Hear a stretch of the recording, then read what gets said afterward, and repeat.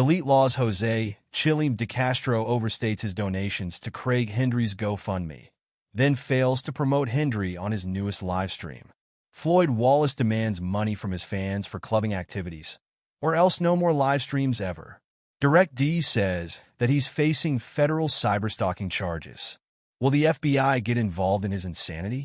Plus, Captain Chad Gue updates his recovery after harrowing Thanksgiving week. All this and more on this edition of Auditing Insanity.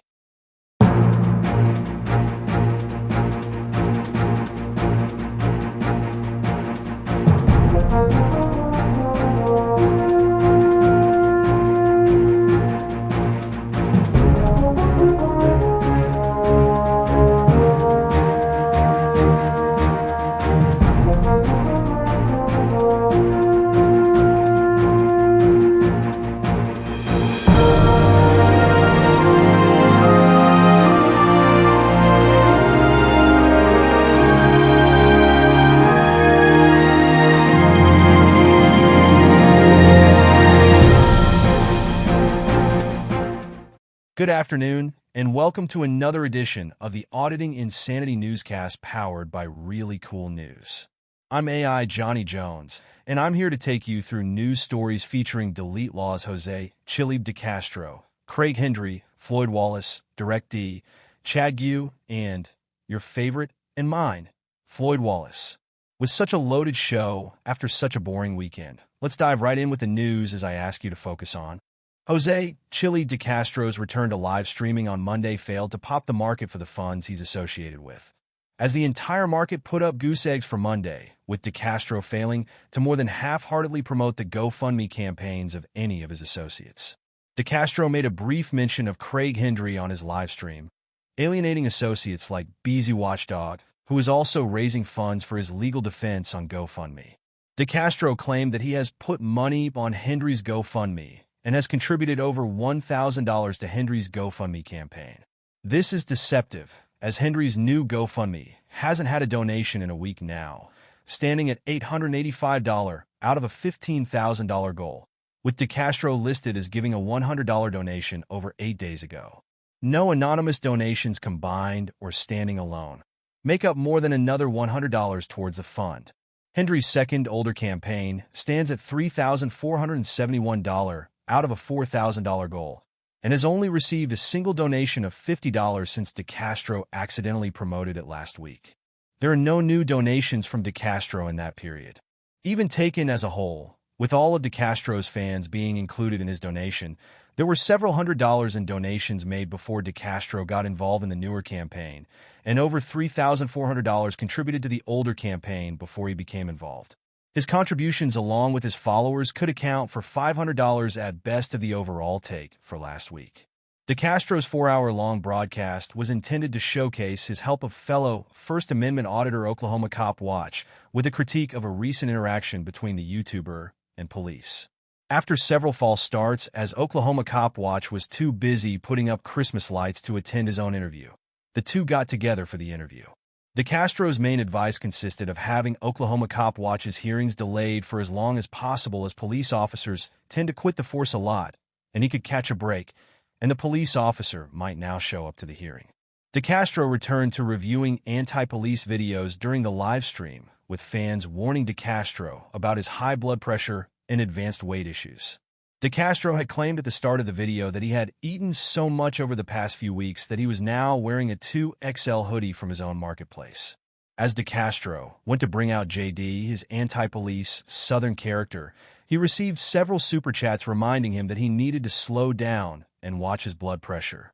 DeCastro responded by saying that he was about to stroke out as he was so angry over another forgettable anti-police story and phone call to a police department. The YouTuber made $132 in Super Chats during the broadcast from Super Chats, and the video had been seen a little under 3,000 times as a press time. He promised an early morning live stream where he'd focus on building his wall for constitutional law scholar, but had not gone live by 11 a.m. Eastern Time on Tuesday. We need your help. This newscast is funded by your donations along with what we make from our YouTube channel per month. While we did achieve full monetization on YouTube, we still need help to get through monthly expenses and keeping the lights on to bring you the paper and the newscast each day. If you can afford it, please consider donating to the GoFundMe run by this very channel. All donations literally go to keeping the lights on, eating, and writing news stories to feature here and on ReallyCoolSite.org. If you can't afford to contribute, please watch the advertisements on our videos and like, share, subscribe, and comment. You can help by doing next to nothing, and we thank you in advance for pitching in.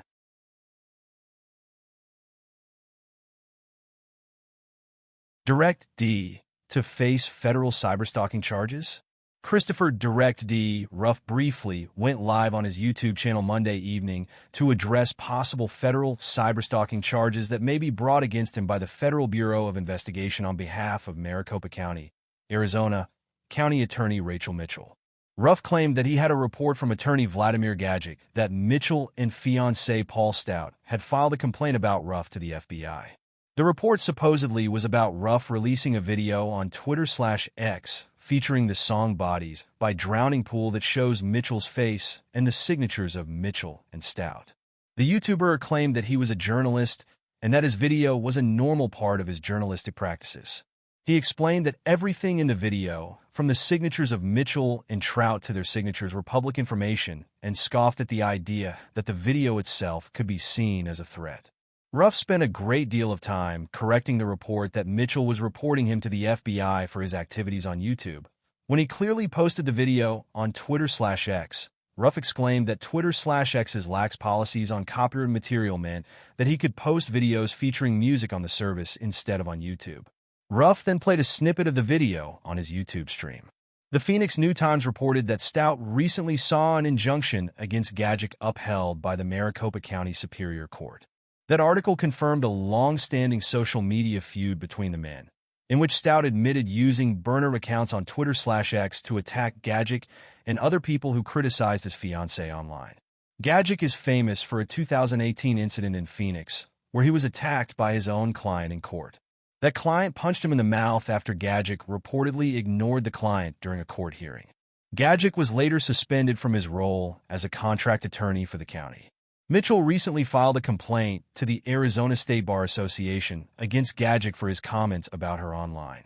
Ruff has pledged to defend Gajic with his undivided attention. Ruff is currently claiming to be on a road trip to Indiana and Kentucky with friend Freedom Jim as he sat outside a trailer smoking during the live stream.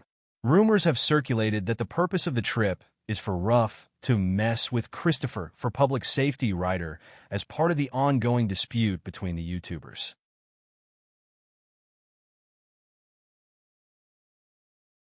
Floyd Wallace demands fans pay for activities.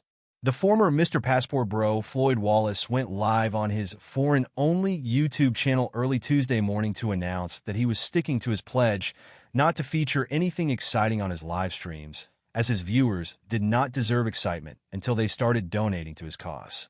Wallace announced that his fans had until December 6th to come up with the $170 he needed for his Brazil trip, or else he would need to postpone it for later in the month. He complained bitterly that he was broke and that his fans were not financially supporting him on the level that he needed to do things like Roomba dancing and motorcycling. The YouTuber premiered the first of his blogs on Monday that he claims are a replacement for his live streams. That video featured Wallace's date with an underage-looking girl, who barely interacted with him in the 15 to 30-second clips he featured of the girl. She took him to 2 meals on a motorcycle before giving him a hug at the end of the date. Wallace explained on the live stream that the girl refused to sexually gratify him before their date, as he thought she was on her period. His interest in the girl waned over the course of the date as he filmed himself trying to pick up a cook at the second restaurant the pair visited. He claims that he has no intention of following up on her with another date. The sex tourist has received harsh criticism from his side chat for approaching and attempting to date girls who appear younger than 18 years of age. Wallace has also announced that due to criticism of his Spanish by those same viewers, he will be using a translation application on his phone to help approach women while on his sex tours. After a question from his audience, Wallace made controversial remarks about trans people. He wondered if a trans person could regrow their private parts after having gender reassignment surgery. then said he would turn someone over to the police for rape if they revealed that they were trans after having sexual intercourse with him and not disclosing that fact first. More controversy followed as Wallace, who frequents pay-to-play services, said he'd never date a professional, even if she gave up her job as a sex worker. Wallace disparaged sex workers and that women were smart for selling themselves for sex, but he would never consider having a relationship with a sex worker.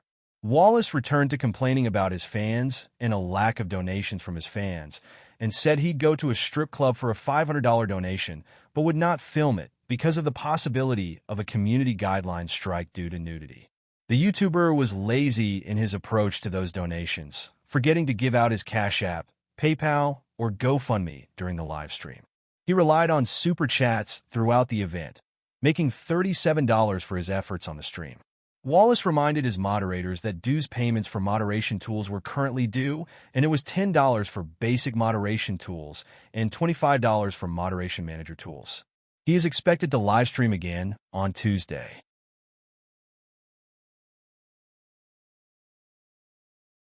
Captain Chad Gue updates recovery and future plans. Concerned fans of Captain Chad Gue of the Iron Police Department got a much-needed update Monday night, as Gue released a 5-minute video updating his medical condition following a harrowing time over the Thanksgiving holiday. Sporting an eye patch over his left eye, Gue said that he was at work on November 24th when he started experiencing blurriness in his left eye. He initially wrote it off due to the fluorescent lighting at work, but noticed it got worse as he attempted to take an online course provided by the Peace Officers Training Academy. As his vision grew worse, he texted his wife that something was wrong, then had a friend drive him to a local emergency room. He was then transferred to the Ohio State Hospital in Columbus, Ohio, initially ruling out a stroke or an aneurysm. Doctors have been perplexed by Gue's condition, with the current theory being that he had some sort of nerve issue in his left eye that could be caused by blood pressure issues. Gue claimed that he has overall double vision, as his eyes were unable to align with each other to focus on anything. He said he was wearing the eye patch over the left eye as he had basic vision with his right eye and was able to get around with his right eye. However, Gue was not cleared to go back to work, and it'll be some time before he returns to his normal duties, as his impairment means he'll be staying at home for the foreseeable future. He said he was bored and tired as he was worried about his condition. While doctors say that he should eventually regain full eyesight in both eyes, it is now a waiting period as he heals. He thanked his wonderful support crew for their help during this time and put stock in his faith to get him through. Gue entered the public eye when he accepted Jose Chille DeCastro's challenge to a cage match following DeCastro's visit to Ironton, Ohio, in 2022. Later that year, DeCastro backed out of the match, citing a knee injury and high blood pressure. Since then, while Gue has remained relatively quiet online, DeCastro has been obsessed with the police officer, famously threatening Gue in 2023 to resign from his job or face unspecified consequences from the stout YouTuber. When the time limit DeCastro gave came and went without Gue's resignation, DeCastro never mentioned his threat or the circumstances surrounding his threat again. Since then, DeCastro has relied on reports from former Iron police officer Beth Rist to keep him up to date with goings-on in the Ironton police force. With Rist's information usually proving to be invalid, DeCastro's occasional attacks on Gue have become comical at best and easily dispelled. Rist's recent report to DeCastro that Gue had a stroke last week was one of these, resulting in DeCastro both mocking Gue and offering concern for his recovery while putting out incorrect information about said recovery. Gue promised to provide updates as his recovery progresses.